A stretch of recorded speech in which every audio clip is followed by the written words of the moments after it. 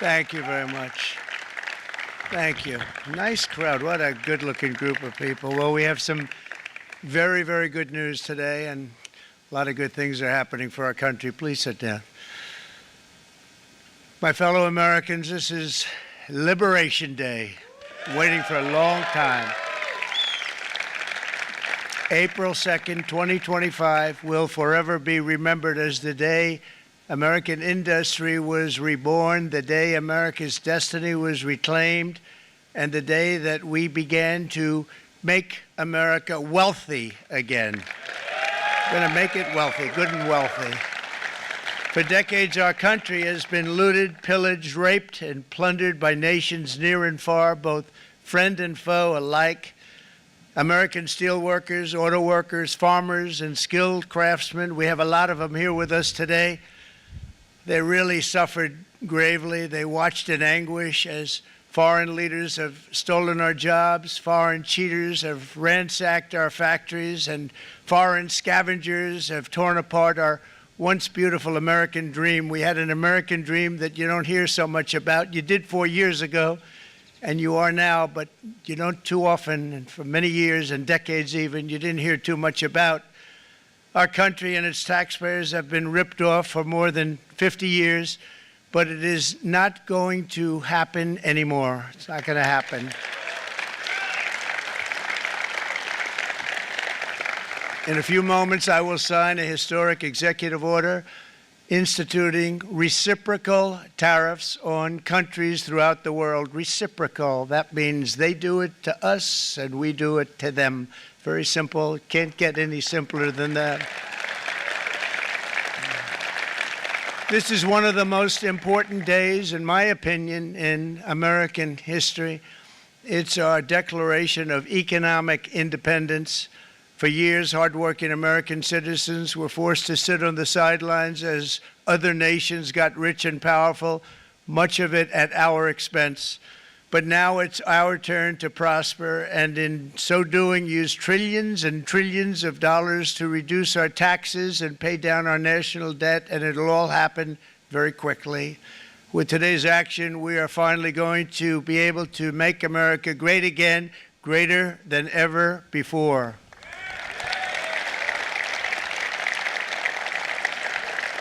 Jobs and factories will come roaring back into our country, and you see it happening already. We will supercharge our domestic industrial base. We will pry open foreign markets and break down foreign trade barriers. And ultimately, more production at home will mean stronger competition and lower prices for consumers. This will be indeed the golden age of America. It's coming back. We're going to come back very strongly. We're pleased to be joined on this momentous occasion by Vice President J.D. Vance. J.D., thank you. Thank you.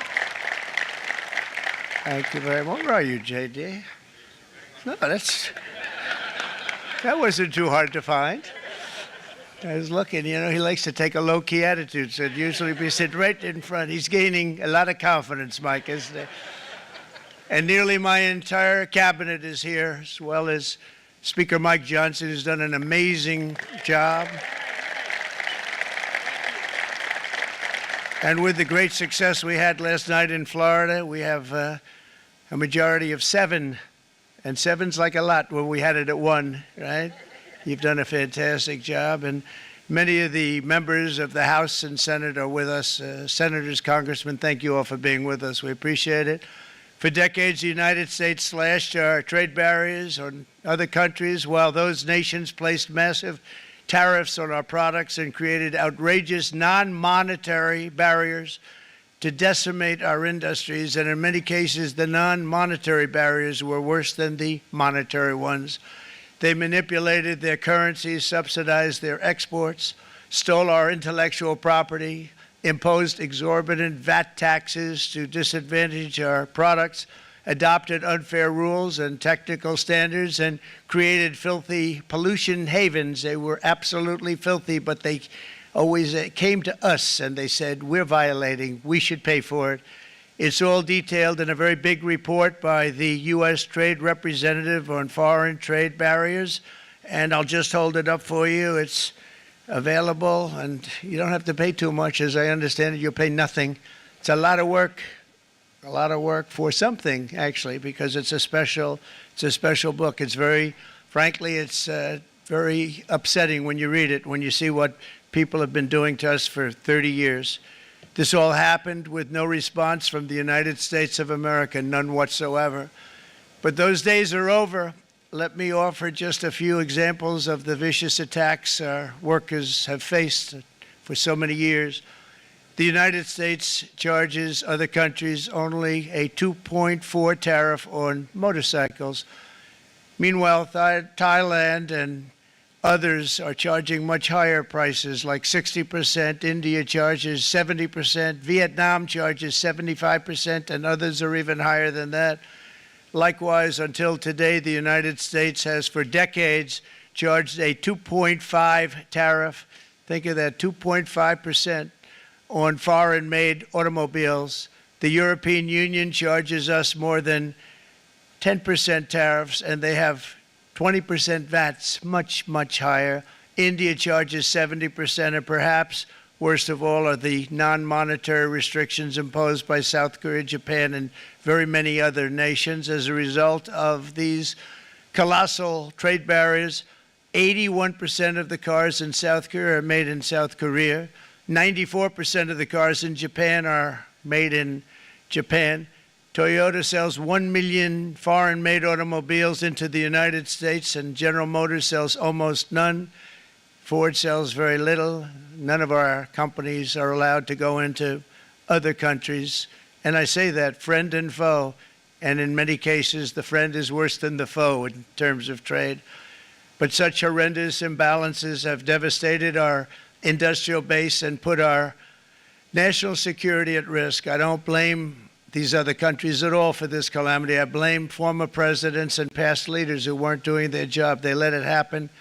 And they let it happen to an extent that nobody can even believe. That's why, effective at midnight, we will impose a 25% tariff on all foreign-made automobiles.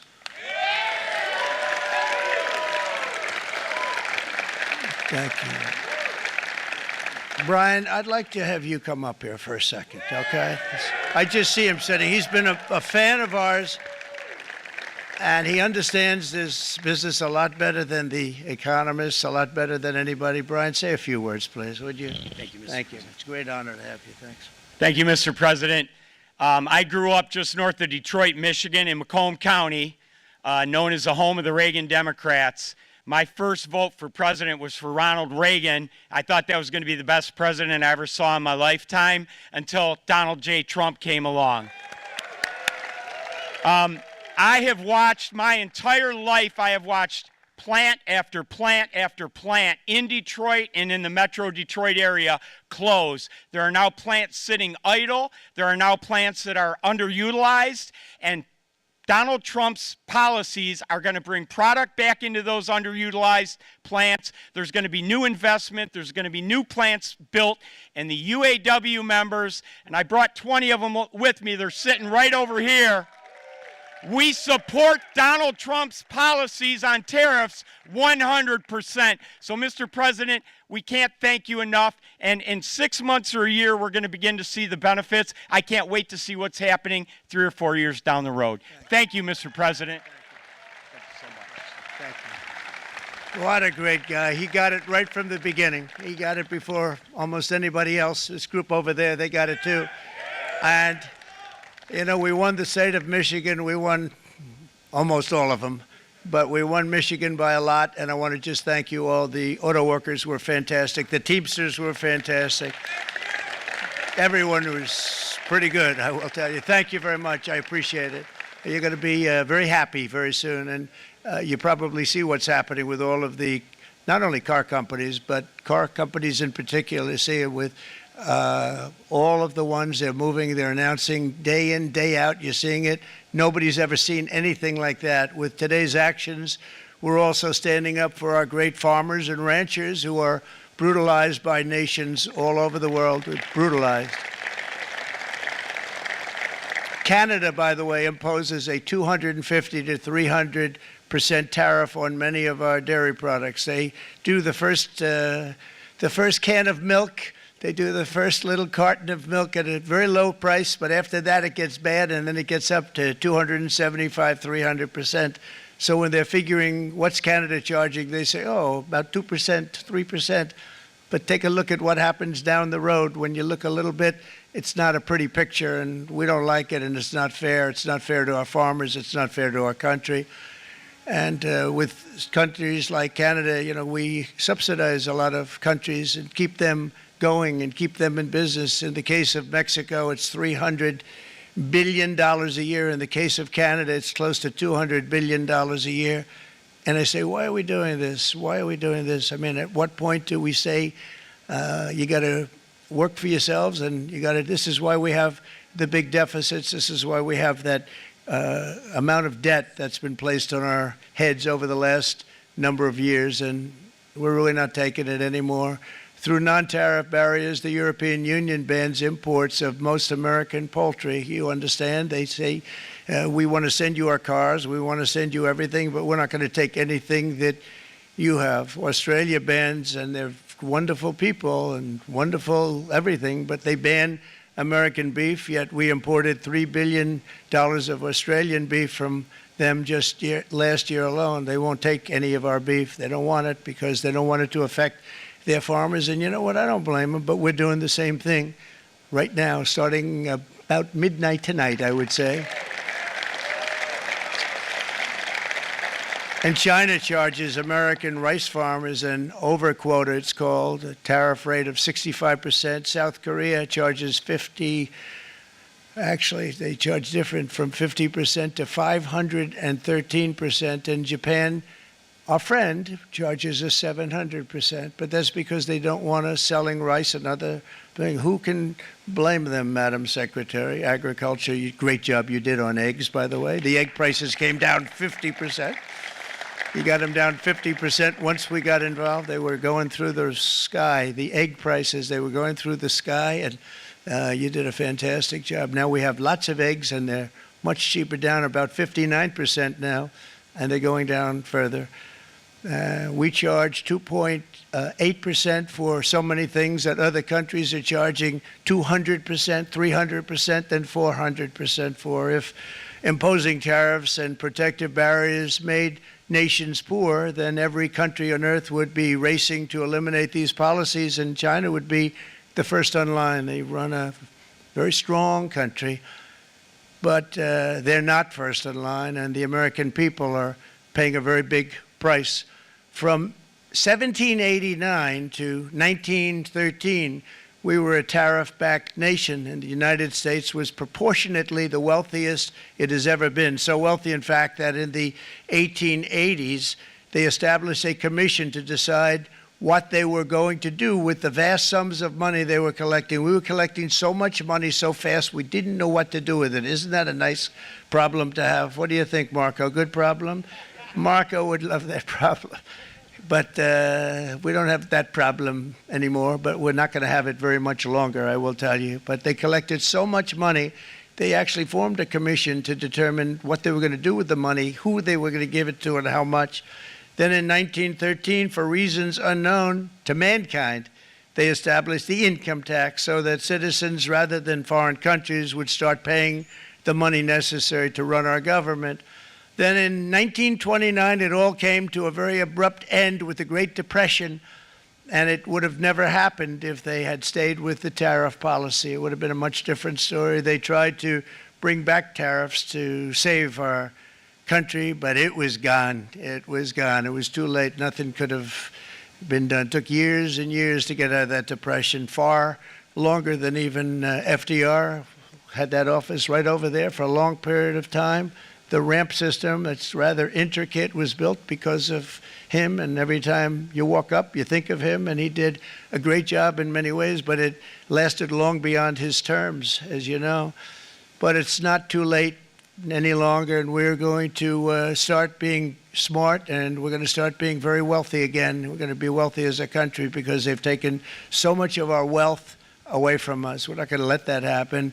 We truly can be very wealthy. We can be so much wealthier than any country. It's not even believable. But we're getting smart. Nearly a century later, in the face of unrelenting economic warfare, the United States can no longer continue with a policy of unilateral economic surrender. We cannot pay the deficits of Canada, Mexico, and so many other countries. We used to do it. We can't do it anymore. We take care of countries all over the world. We pay for their military. We pay for everything they have to pay. And then when you want to cut back a little bit, they get upset that you're not taking care of them any longer. But we have to take care of our people, and we're going to take care of our people first. And I'm sorry to say that.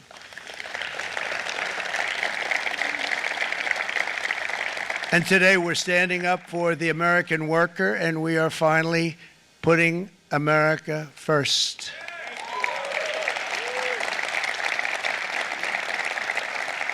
In sleepy Joe Biden's last year in office, the United States hemorrhaged 100,000 manufacturing jobs, and the number was going through the roof at levels never seen before. And our trade deficit reached a record $1.2 trillion, which is unheard of. Since the beginning of NAFTA, the worst trade deal ever made, it was a horror show. I was able to terminate it. They all said you'd never be able to get it out. We had to get approval from Congress to get it terminated. We had to live with that deal. It was the worst trade deal ever made by far. But since the very beginning of NAFTA, our country lost 90,000 factories. Think of what that is, 90,000. Think about putting a map up and putting tax on it. You wouldn't have enough room. 90,000. I said, is that possible? We had it checked 4 different times, and it was actually somewhat higher than that. And 5 million manufacturing jobs were lost while racking up trade deficits of $19 trillion. That was the worst trade deal ever made. As a result of these gigantic losses, foreign nations now own $26 trillion more of American assets than the Americans own of their own foreign assets or other foreign assets. The United States can no longer produce enough antibiotics to treat our sick. We have a tremendous problem. We have to go to foreign countries to treat our sick. If anything ever happened from a war standpoint, we wouldn't be able to do it. We import virtually all of our computers, phones, televisions, and electronics. We used to dominate the field, and now we import it all from different countries. A single shipyard in China now produces more ships every year than all of the American shipyards combined. Think of that. And it was a business that we used to dominate. We used to dominate it totally. In short, chronic trade deficits are no longer merely an economic problem. They're a national emergency that threatens our security and our very way of life. It's a very great threat to our country. And for these reasons, starting tomorrow, the United States will implement reciprocal tariffs on other nations. It's been a long time since we even thought of that. We used to think about it a lot. We didn't think about it for many decades, and you see what's happened. For nations that treat us badly, we will calculate the combined rate of all their tariffs, non-monetary barriers, and other forms of cheating. And because we are being very kind, we're kind people, very kind. You're not so kind when you got ripped off with your salaries. My auto worker friends and my Teamster friends and all of the unions that typically voted Democrat, they're not voting Democrat anymore because worker, whether union or non-worker, they're for the Republicans now. That's what happened. But we will charge them approximately half of what they are and have been charging us. So the tariffs will be not a full reciprocal. I could have done that, yes, but it would have been tough for a lot of countries who didn't want to do that. I'd like to see the chart if you have it. Could you bring it up, Howard? This is our great Secretary of Commerce, Howard Lutnick. Thanks, Howard. So if you look at that, China, first row, China, 67%. That's tariffs charged to the USA, including currency manipulation and trade barriers. So 67%, I think you can, for the most part, see it. Those with good eyes, with bad eyes. We didn't want to bring, it's very windy out here. We didn't want to bring out the big charts because it had no chance of standing. Fortunately, we came armed with a little smaller chart. So it's 67%, so we're going to be charging a discounted reciprocal tariff of 34%. I think In other words, they charge us, we charge them less. So how can anybody be upset? They will be, because we never charge anybody anything. But now we're going to charge. European Union, they're very tough, very, very tough traders. You know, you think of European Union, very friendly. They rip us off. It's so sad to see. It's so pathetic. 39%, we're going to charge them 20%, so we're charging them essentially half. Vietnam, great negotiators, great people. They like me, I like them. The problem is they charge us 90%. We're going to charge them 46% tariff. Taiwan, where they took all of our computer chips and semiconductors. We used to be the king, right? We were everything. We had all of it. Now we have almost none of it, except the biggest company is coming in. We're going to end up with almost 40%. Lee Zeldin's working to get their approvals. And it's an amazing company. Mr. Wei, of one of the great companies of the world, actually. They're coming in from Taiwan, and they're going to build one of the biggest plants in the world, maybe the biggest for that. But 64%, we're going to charge them 32%. Japan, very, very tough, great people. And again, I don't blame the people for doing it. I think they're very smart in doing it. I blame the people that sat right in that Oval Office, right over there, right behind the Resolute desk or whichever desk they chose. Japan, 46%. They would charge us 46%, and much higher for certain items like cars, you know, little items like cars. 46%, we're charging them 24%. India, very, very tough, very, very tough. The Prime Minister just left, and he's a great friend of mine, but I said, you're a friend of mine, but you're not treating us right. They charge us 52%. You have to understand, we charge them almost nothing for years and years and decades, and it was only 7 years ago when I came in, we started with China and charged them. We took in hundreds of billions of dollars from China in tariffs, and they understood, honestly. President Xi understood. He said, look, I understand, and the other countries, and they all understand. We're going to have to go through a little tough love, maybe, but they all understand. They're ripping us off, and they understood it. Prime Minister of Japan, Shinzo Abe. He was a fantastic man. He was unfortunately taken from us, assassination. But I went to him and I said, Shinzo, we have to do something. A trade is not fair. And he said, I know that, I know that.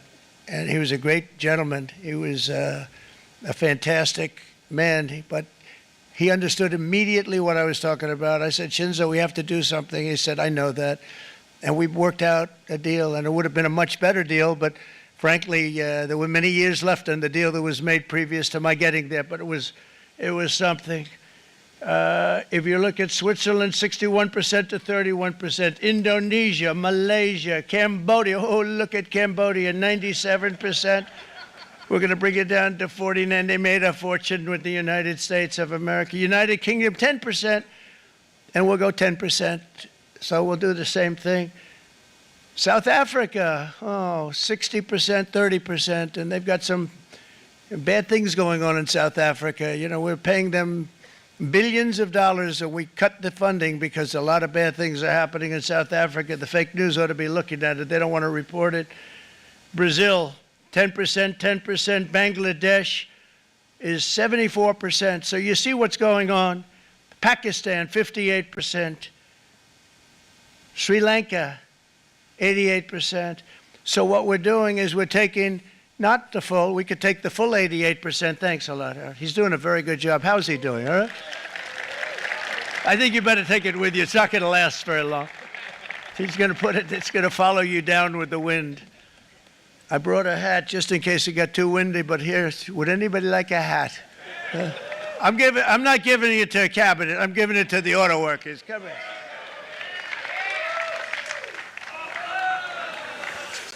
Thank you, fellas. Get it. That's it. That's it. They deserve it more than our cabinet.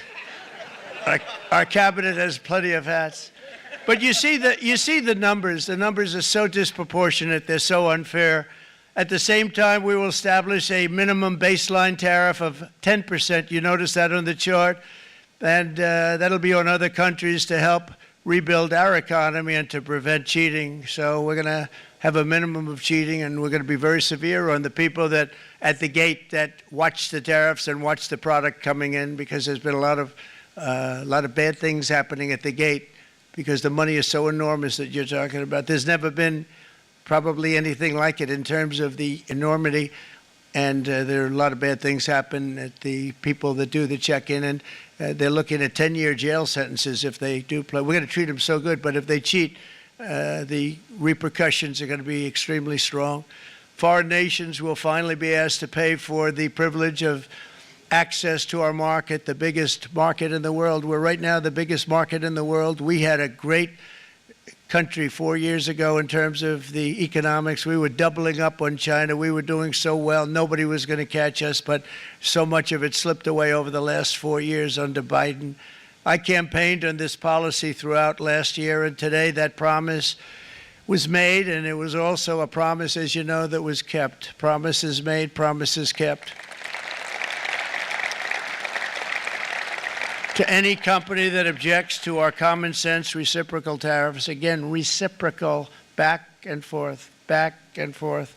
And I call this kind reciprocal. This is not full reciprocal. This is kind reciprocal.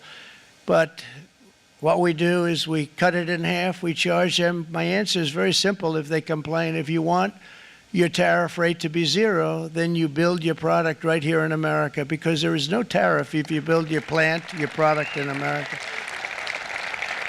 And we've seen companies coming in like we've never seen before.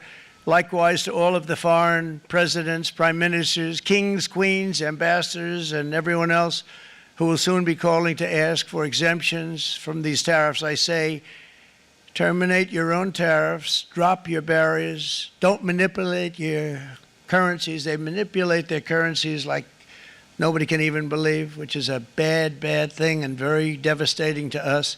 And start buying tens of billions of dollars of American goods. Tariffs give our country protection against those that would do us economic harm. And many people were looking to do us economic harm. Maybe not so obviously, but they were doing tremendous economic harm.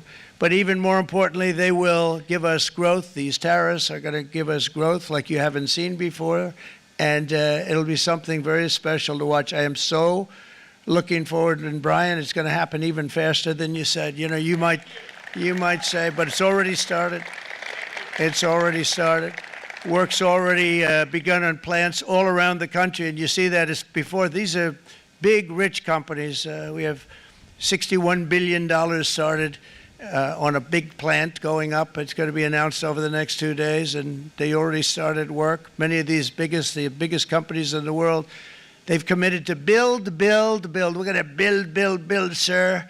And they came here to see me, and they wanted to know if they could have a press conference. I do as many as I can. I'm pretty busy trying to stop Russia and Ukraine and the Middle East. We got to stop that. We got to stop the Houthis, which we're making tremendous. They like shooting ships down and out of the water, sinking ships. They get a kick out of it, but they're not getting such a kick out of it now, are they, Mr. Secretary? They're not getting such a kick out of that now.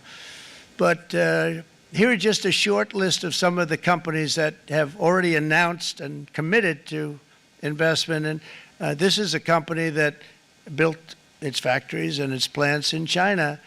Apple is going to spend $500 billion. They never spent money like that here. They're going to build their plants here. SoftBank, OpenAI, and Oracle, great companies, are investing $500 billion almost immediately. NVIDIA, a hot company, is investing hundreds of billions of dollars. They just announced. TSMC, the biggest, most important company in the world of chips from Taiwan, with no investment from us, is investing $200 billion. And they said the reason was, number one, the election of November 5th, and number two, the tariffs. They don't want to pay the tariffs, and the way they're not paying it is to build their plant here. So we're going to go from almost no percentage. We used to have 100% of the chip market. Now it's all in Taiwan. Almost all of it's in Taiwan. A couple of other countries, but mostly in Taiwan. And Think of it. We had 100%. We lost it because of people in that office that didn't do their job. They allowed it to be stolen from us. Johnson & Johnson, great company, $55 billion. Eli Lilly, $27 billion. Meta is investing $500 billion. Wow. DeMac is investing $20 billion. CMA, CGM, $20 billion. And then you have Merck and Clarios, Stellantis, General Motors, GE Aerospace, Honda, Nissan, Hyundai are all putting in billions and billions of dollars, and they're committed 100%. So. And we've never had, and this is after 2.5 months. This is after just a short, this all took place as soon as we came out with what everybody wanted to do. You know, I watched a gentleman today on television, used to work with Lee Iacocca, a very respected automobile person, and he said, you know, because they were asking people, they try and get as many negative people as they can, but they can't find them too much. It's pretty hard to find in terms of what we're doing, especially when they see all this investment. They said, so tell me, what do you think of what Trump is doing from the automobile standpoint? He said, I can't believe it. Somebody is finally, he's an older guy, real pro, really top guy, with Lee Iacocca. He said, I never thought I'd see the day when this would happen, where somebody had the courage to go and do what has to be done. This is transforming our nation. Our entire nation is going to be transformed, not only with the cars, but on every single other item that's built. We're going to become an industrial powerhouse. And he said that so beautifully today. In fact, I'm going to find out, I'm going to get a tape. And Bruce, I'm going to get that tape and I'm going to send it to you out in Long Island, and you're going to play it for the people and all your union workers and your non-union workers out there. You got a pretty even split. But we have, so far, it looks like we're going to have about $6 trillion of investments, and you wouldn't do that in years in this country over the last number of years. $6 trillion, and that's going to be much higher by the end of the year. And think of what $6 trillion is. You wouldn't have even a small percentage of that under this other system. We're going to be an entirely different country, and it's going to be fantastic for the workers. It's going to be fantastic for everyone. There will never have been a transformation of a country like the transformation that's already happening in the United States of America. It's an incredible thing to watch, and it's incredible to meet with the top people that you read about, very wealthy people, or people that are great managers and executives and presidents of big public companies, and to watch the enthusiasm they have now that they didn't have. They gave up on our country. They went to foreign countries and they built. Companies are pouring into our country at levels never seen before, with jobs and money to follow, and it's really beautiful. In the coming days, there will be complaints from the globalists and the outsourcers and special interests and the fake news. Always, the fake news will always complain. But never forget, every prediction our opponents made about trade for the last 30 years has been proven totally wrong. They were wrong about NAFTA. They were wrong about China. They were wrong about the Trans-Pacific Partnership, which would have been a disaster if I didn't terminate it. If I didn't terminate that, United Auto Workers, you would have had no jobs in this country. You would have had no jobs. It was all going to other countries. In my first term, they said tariffs would crash the economy. Instead, we built the greatest economy in the history of the world. And again, I have great respect for President Xi of China, great respect for China, but they were taking tremendous advantage of us, and I commend them for that. I say, hey, if you can get away with it, that's okay. But, you know, they understand exactly what's happening, and they probably, most of them are saying it's about time they did something, but, and they're going to fight, and they're going to fight fair. Everyone's going to fight. You know, it's like, I say to the leaders, look, you got to take care of your country, but we have to start taking care of our country now. We can't do what we've been doing for the last 50 years. From the day of my election, the stock market went up in my first term 88%, with NASDAQ going up 155%, more than any president has ever had in any term in office, by far. And I think we're going to blow that away. And maybe the numbers won't show, but I think they're going to show much better than even those numbers. But what you're going to see is you're going to see activity, that empty, dead sites, factories that are falling down, those factories will be knocked down, and they're going to have brand new factories built in their place. They're not only talking about renovating, they're talking about brand new, the best anywhere in the world, the biggest anywhere in the world. I have a friend who builds car plants, and I said, I want to see the biggest and the best. He said, well, we have to go to Mexico. I said, no, I want to see it in the United States. He said, we're not building them in there. This is a year and a half ago during the campaign. He said, we're not building it. You'd have to go to Mexico. When I was starting to decide to run, and I went to number one in the polls very rapidly, I want to say, like let's say in the first hour, and then shortly thereafter, it looked like I was going to win, and the fake news was saying, "Oh no, don't do this." What they don't know is if I didn't win, they would have really been in trouble, because nobody wants to read them anyway. But I tell you what, when it looked like I was going to win, I announced that I was going to be doing exactly what we're talking about today. Great consistency, actually, because I've been talking about it for 40 years, but because I saw what was happening 40 years ago. If you look at my old speeches when I was young, very handsome, my old speeches, and that people would say I'd be on a television show, I'd be talking about how we were being ripped off by these countries. I mean, nothing changes very much. The only thing that changed were the countries, but nothing really changes. But it's why it's such an honor. It's such an honor to be finally able to do this. If you look at China, I took in hundreds of billions of dollars in my term, hundreds of billions. They never paid 10 cents to any other president, and yet they paid hundreds of billions, so much so that Biden couldn't do anything. They wanted to try and terminate it because he had a very special relationship with China. You know what the relationship was? He had a special relationship. But the numbers were so big, that they couldn't do it. So they did ease it up. They did things that they shouldn't have done. They made it a lot more comfortable for them, but they couldn't do it because the numbers were hundreds of billions of dollars, and I did that. And we were on our way to doing something like incredible. And then we had a very bad election happen, a lot of bad things happened. So when I said we got to do it again, I said we have to make it too big to rig. And we made it too big to rig, and we won in records, and it was a monumental win. And it was such an honor to see so many of you, like Brian and your friends, here with us to celebrate, and to more importantly celebrate what we're doing, because that wouldn't be a full celebration if we didn't do this, because this will be an entirely different country in a short period of time. It'll be something the whole world will be talking about it. The critics made the very tired predictions earlier this year, but in February, core inflation dropped to the lowest rate in 4 years, and the price of eggs, as you know, just in a month and a half, we were there for 4 weeks, and the first week I got blamed for eggs. I said, I just got here. They said eggs have gone up at like 250%, and you can't get eggs, and they were going crazy. And I said, I just got here.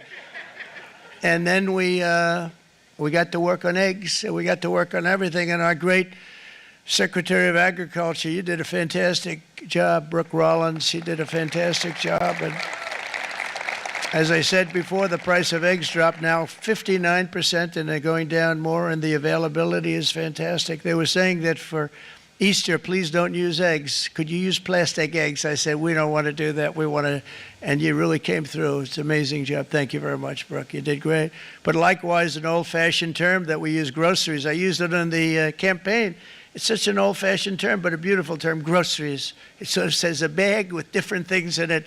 Groceries went through the roof, and I campaigned on that. I talked about the word groceries for a lot, and energy costs now are down. Groceries are down. Gasoline is way under $3, and people are beginning to be able to buy things and live again. We brought prices way down. We created 10,000 already in a few weeks, new manufacturing jobs. And it was that took place in 1 month, numbers that they haven't seen in a long time. We had virtually no inflation under my term. We had virtually no inflation for 4 years, but after transitioning over to Sleepy Joe, it went from almost non-existent to the highest in the history of our country. They had the highest inflation in the history of our country, brought up by energy and bad spending and bad policy, and a lot of bad things happened. How about allowing millions and millions and millions of people to pour into our country with open borders, where it's so sad to see even now. And I see our great secretary you have done. Stand up, please, Christy. Stand up. Christy Noem and Tom Homan. These people are doing a great job, but gotten them out in records. We have problems with judges that don't want them to go out. They want Tren de Aragua, and they want MS-13, the most vicious gangs ever. Nobody's ever seen anything like it. Absolute killer gangs. They kill people. They don't even think about it. And we put them out, and we have judges now, radical left judges that they don't want them to go out. They want them to even be brought back. Let's bring them back. You've done a fantastic job, and please thank everybody. Homeland Security, thank everybody. Appreciate it. And we now have a border that's the best border that we've ever had, even better than it was my first term. My first term we did good, but this one we really specialized in. We've done really well. And we had records then. We had the best, safest border. 4 years ago, we had the best border there ever was. And now we have, you've actually matched it and done even better. And we're going to get it down the right way. And we want people, by the way, to come into our country, but we want to come in through a legal process. We want them to come in legally. We need more people. We need people to run these plants and to help the auto workers and the Teamsters and the non-union people and everybody else. But we need people and the farmers. And we're going to let people come in, but they want to come in. We want them to come in legally. They have to have the capability of loving our country, not people that hate our country. We don't want them in our country. And now we're going to pass the largest tax cuts in American history, and that's where we're relying on Mike and John Thune. And we will not cut Social Security, Medicare, or Medicaid benefits, and the Democrats will, because if they got in, the entire economy would collapse. This country was heading for a collapse under the people that you saw. They were horrible. I think one of the reasons people like the job, I have my highest approval ratings because I think they're comparing me to the worst administration in the history of our country, so I appreciate that at least. But Speaker of the House Mike Johnson and Senate Majority Leader, appreciate it, Mike. John Thune have been fantastic, by the way. But they've been working tirelessly on taking the next step to pass the plan for our one big, beautiful bill. I'd like to name it that if you can. One big, beautiful. I made that statement about 6 months ago, and everybody calls it one big, beautiful bill. And it will be that. It'll have everything, the big tax cuts and every incentive there is. And it'll be fantastic. And by the way, for the cars, we're asking for an interest deduction on a loan. So if you build the car, only in America we do it, Brian. If the car's not built in America, you don't get the interest rate deduction. But if you build the car in America, if you buy a car, if it's built in America, then you get an interest rate deduction, tax deduction, and that's a big thing. That's going to be a big thing. I think that's going to pay for itself very quickly, that deduction. Never happened. We've never had anything like that before. Somebody said, where do you get the idea? Because it's so basic. You would think that would have happened a long time ago. It never did, and I'm very happy it didn't, because now I can say that was my idea. But we're going to get us closer to the debt extension. We have to get the debt extension passed, and I know you're going to be able to do that, Mike, and it's very important that you do that. And all of the other things that the Senate budget plan gives us, along with working, because I know they're working together, John and Mike, and the two bills are going very well together. We need to get our shared priorities done, including certain permanent tax cuts. We want the tax cuts to be permanent, spending cuts, energy and historic investments in defense, border, and so much more. We're covering everything. These will be phenomenal. There'll be no bill like this going to straighten. One bill is going to straighten out our country for many, many years to come. And we said, let's just do it and let's get it done. And some guys will love it and some guys will like it a little bit less because they're not getting what they were exactly looking for, but they're getting a lot. They'll never, if we get this done, it'll be the most incredible bill ever passed in the history of our Congress and Senate and congressmen, the senators and the congressmen, many of whom are here today, will be very proud of themselves. I really believe that. It's going to set us on a whole new prosperous path.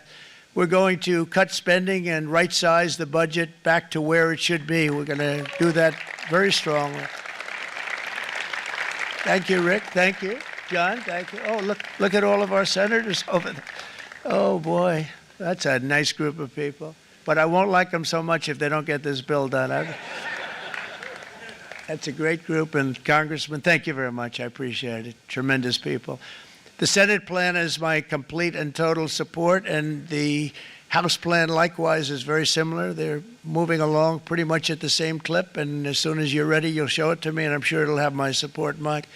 Every Republican congressman and senator must unify. We have to unify. We can't be separated. We have to get it done. We have to get absolutely everything we can, and we have to take care of the American people. That's the only thing that matters. We have to take care of the American people first. We need to pass this bill immediately, get it done, including debt extension. From this day on, we're not going to let anyone tell us that American workers and families cannot have the future that they deserve.